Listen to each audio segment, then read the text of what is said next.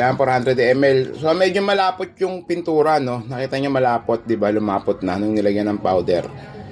Ang gagawin ngayon natin yan, dadagdagan natin ng 200 ml yung thinner niyan.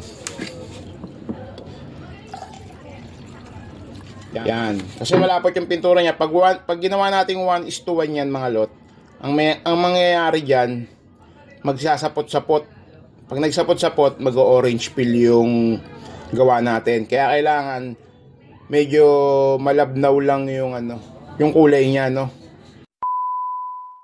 Yun mga lot, kamusta? Meron akong papakita sa inyo mga lot. Gagawa tayo ng Subaru Blue. Ayan, titimpla tayo ng Subaru Blue. So meron tayo ditong Talo Blue. Ayan, mapapansin nyo solid blue yan, no. Ayan, nakikita nyo solid blue, di ba? Tapos meron tayo ditong powder. Ayan, powder yan. Powder violet yan, ha. Violet. O, sasalin natin dito yan, mga lot. Ayan, tapos haluin lang natin yan. O, ganyan lang kasimpleng gumawa ng Subaru Blue.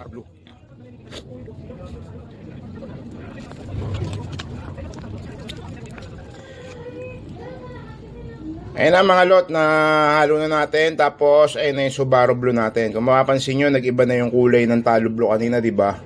Kanina solid blue lang siya na walang buhay. Pero ngayon ayun na siya.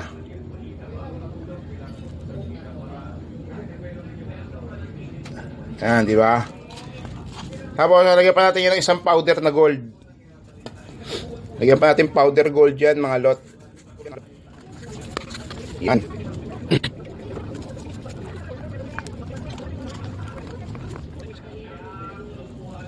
So, ito na yung tinimpla natin, mga lot, na Subaru Blue. From Talo Blue to Panalo Blue. Gago! Hindi, Talo Blue yung ginamit natin kanina, yung simpleng kulay lang, no? Yung solid blue lang. Pero nung nilagyan natin ng powder na violet, tsaka ng powder na gold, ayun na yung naging kulay niya. Ayan. So, gagawin natin dyan, mga lot. Ayan, natimpla ko na yan, di ba? Gagawin natin dyan, titimplahin na ngayon natin yan na may thinner. Pakita ko sa inyo, mga lot. So, gagawin natin timpla dyan, mga lot. Yung kulay nito, mga lot, hanggang dito siya, di ba? So, di ko alam kung ilang ml to eh. Siguro nasa 400 ml. Hanggang dito, 400 ml yan. Gagawin natin dyan, maglalagay din tayo ng 400 ml na thinner.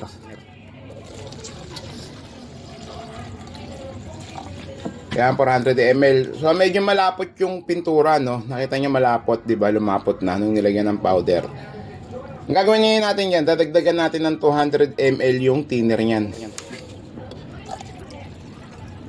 Yan. Kasi malapot yung pintura niya. Pag ginawa natin 1:1 yan, mga lot, ang mangyayari dyan, magsasapot-sapot.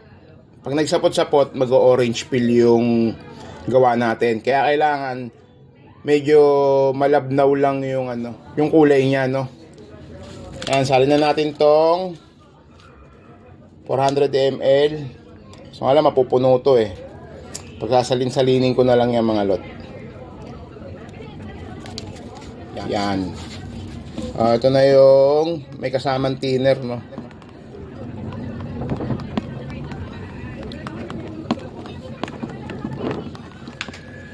So, ito na yung Subaru Blue natin na ginawa, ay natinimpla, mga lot. Ngayon, gagawin natin dyan. Bubugan na natin yan, mga lot, para makita natin yung kalalabasan yan. Yun, mga lot, magsasali na tayo ngayon ng kulay para makita na natin yung tinimpla natin kulay na Subaru Blue.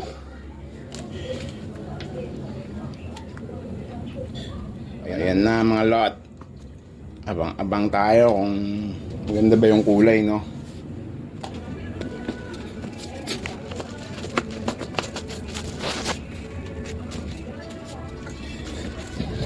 Salpak na, tapos buga na tayo, mga lot. Yun, oh. Let's go.